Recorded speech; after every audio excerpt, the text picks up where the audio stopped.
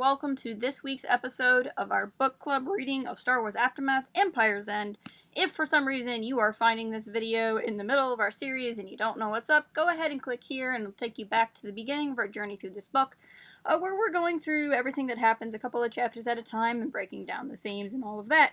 If you want, however, you can follow this link and it'll take you back to our playlist for Aftermath 1. This is Aftermath 3. It is a trilogy. So if you're just joining us now, it might be better for you to kind of go back to the first book, but please watch as little or as much as you want. With that, we're going to get in today's reading, which is Interlude number 6 on Deveron, and chapters 25 and 26, and a lot happened. A lot happened. This interlude is an exciting one. It is the culmination of a story we've been seeing throughout the 3 books. We see the Acolytes of the Beyond again, which continue to be such an interesting organization, and we learned something really interesting about them, which is that they're led by Tashu. So we've seen Tashu obviously throughout the trilogy. We know he's a dark side fanatic, a Palpatine fanatic. He is definitely one of the more like religious zealot types of the dark side, and we see that he is leading these acolytes of the beyond that seem to be largely children, maybe not exclusively children, but largely young people. He's got this crazy cult going, which added new layers of interest with Tashu. One thing I was not entirely sure about from this interlude when this takes place, because we're going to see in the chapters that come up here soon, that Tashu is around. We've seen him in this book, we've seen him in all the other books. So how much is Tashu really able to travel to and fro? Is this something that's happening consecutive with the story? Or, as with other interludes we've seen, is it something that's happening before? That sort of thing. And that's just really a question that I want to know, and I'm not sure it's one we have an answer to. Now, 2 of the other characters we have in the story are Kiza and Remy. We are led to believe that they are the 2 characters from Life Debt. So, like I said, we've seen the Acolytes of the Beyond in the 9th interlude of the first Aftermath book, and then from the second one from Life Debt, and in Life Debt it was these kids that stormed a cop station on Corellia, basically, and it seems that these are 2 of those kids that we saw within the story. There's some new things in the past. It describes how they would take darkside artifacts and destroy them, or send them off somewhere so they could be returned to the kind of ghostly prophets that they speak to, but now they've begun to keep the artifacts. Since they're under Tashu, I wonder if that's because Tashu's changing his game, if he's kind of losing his way, for lack of a better word, or if this is, an evolution of the group. But you have here the classic power struggle. You have Remy, who wants to lead the group and have, like, the lightsaber, and you have Kiza, who actually holds it, and as all dark side things do, Kiza ends up killing Remy to kind of lead the way. And it's interesting because Kiza starts off this, or Kiza, however you would say it, starts off the story kind of doubting, right? She has all this anger, she has all this hate, but she's not sure if she's dark side, where Remy seems very dark side. And I kind of wonder if that's why Tashu picked her, right? So he could see her kind of falling away, and giving her the 2 artifacts in this story are a way to kind of reel her back in. It could also simply be that he was led by the dark side to do this. But anyway, it also proved that Remy, though consumed with the dark side, is, such a firebrand. He's kind of his own thing, that he probably couldn't have been trusted. It's one thing to have the fury of the dark side, it's another thing to have the discipline that you would see within the Sith or an organized dark side group. I would say that that's something that Tashu sees. A line within this that was really interesting to me was the masks have power. Now, at the time that this got released, this would solely refer to Vader, Kylo, that sort of thing. Maybe not solely to them, but they would be the figures that it would be the most obvious. Kylo prays to Vader's mask, and we see Kylo cares a lot for his mask. Last Jedi wasn't out yet to have the symbolism that happened in that movie. Those are the 2 characters that are kind of playing with this. In current canon, there's now another kind of ghostly mask of the Mammon mask from Charles Soule's Vader series. I haven't finished the series, so I'm not going to talk about it, because I can't talk about it to any great detail, but if you're watching this, that is a thing to kind of consider, even though that definitely came after this book was written. And then, of course, there's the non-literal sense, which is a mask that you would, of personality, of persona, of anything, gives you power because you don't have to be yourself for a minute. Like I said, there's a lot going on in this interlude. Acolytes of the Beyond are definitely a group I would love to see more of. Personally, I think they would fit into something like The Mandalorian really well. This is pure speculation, but in a show like that, where the idea is to not have it be a Force-centric show, but if you wanted to put in some kind of Force mythology, the Acolytes are not necessarily Force-sensitive, so it'd be a very nice low-budget way to kind of bring in that aspect, and something kind of darker and grittier that would fit in the tone of The Mandalorian. But that's just my hopes and dreams. I have no idea if that's going to happen. Let's get into Chapter 25. Chapter 25 is a long one, and it has a very interesting style to it. One thing I've found with the Aftermath trilogy in general is it doesn't let itself be conformed to one style. If something kind of works emotionally, Wendig does it, even if it doesn't always, have precedence. In storytelling, there's this idea of, if you do something stylistic, do it 3 times. Because if you do it once, it looks like a mistake or inconsistency. Twice, just human psychology, it feels weird.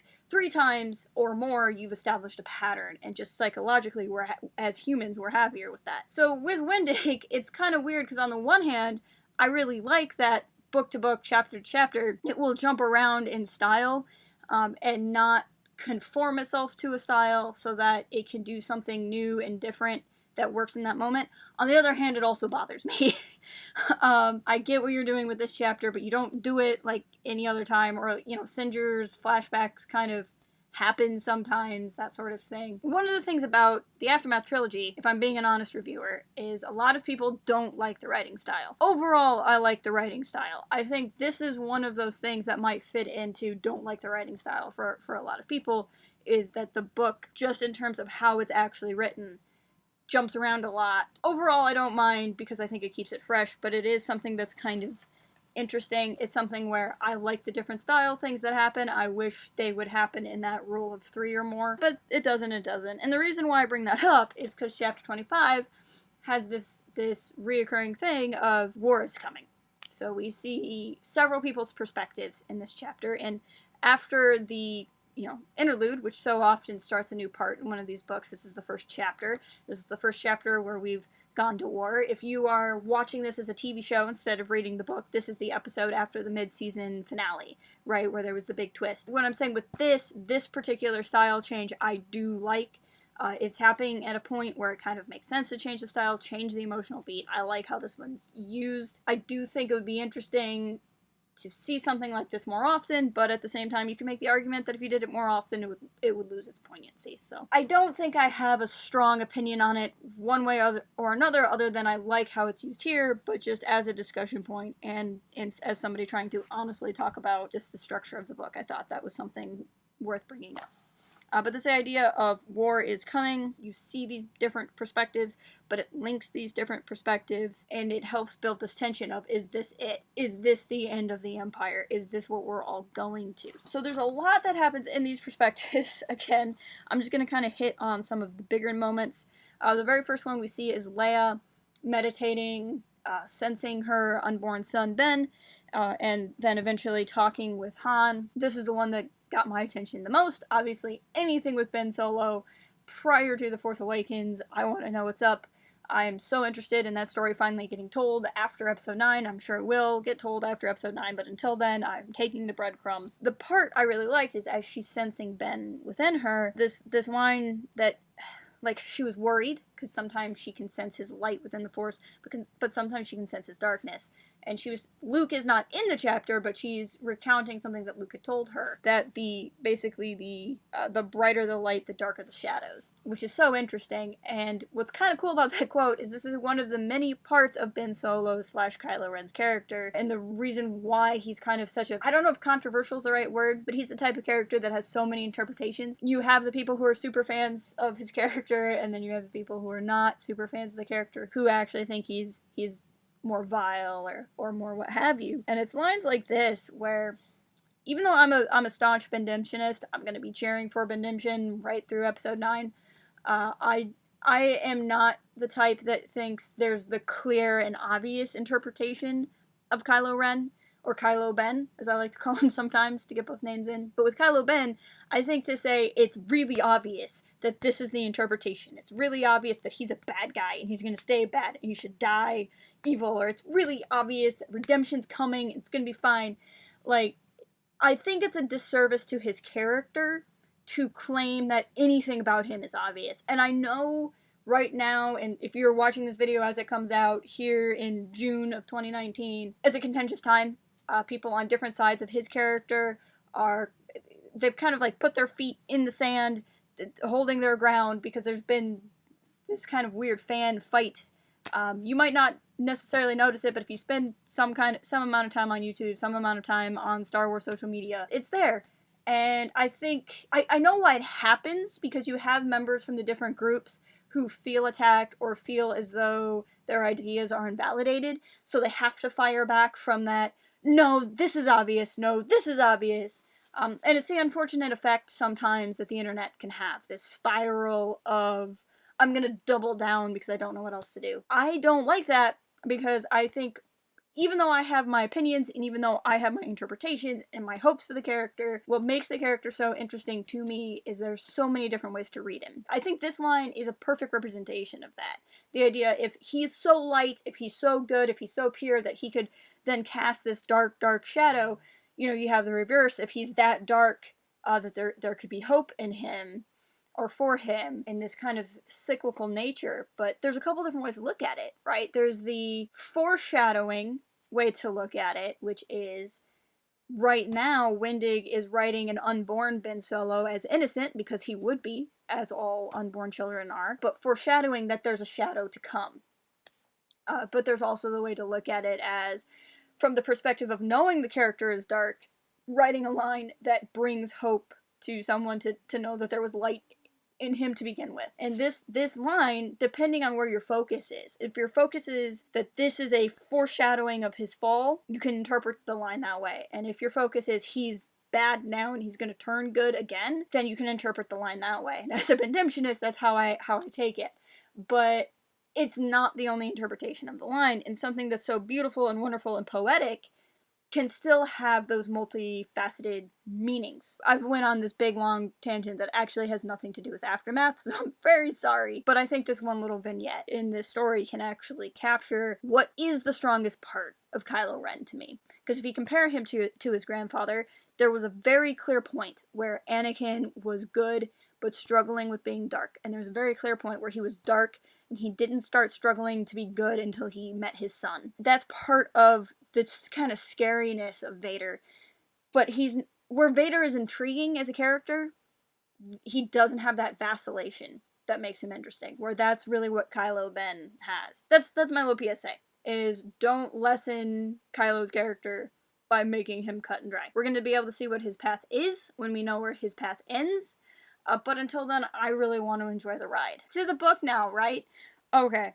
The other thing that's really interesting in this part is Han and Leia talk, and they talk about how they're not going to Jakku. They're going to sit this one out. That Leia, obviously, she's pregnant. Not that pregnant women can't do things, but when you're pregnant, you usually don't want to run out into a battlefield because you're fighting for two. And Han obviously wants to be able to be there for a son. The idea is they've earned their time, they can sit, they can rest, they can retire. Contrast that to, we go to Sinjir and Condor, and Sinjir and Condor end up deciding, largely because of Sinjir's restlessness, to go to Jakku to help Nora and Jazz. And that Sinjir's doing it for them. He doesn't necessarily care about the New Republic. Condor's going probably largely, mostly to go with Singer and to be with him so they can have this journey together, but also probably because he does care about the New Republic and would want to be in this fight. Like, there's nothing up until this point that tells me that Conder's anything other than, you know, a New Republic hero that would want to go help the New Republic. But they're also new characters, so it's their fight, versus Han and Leia, who get to kind of settle down and retire.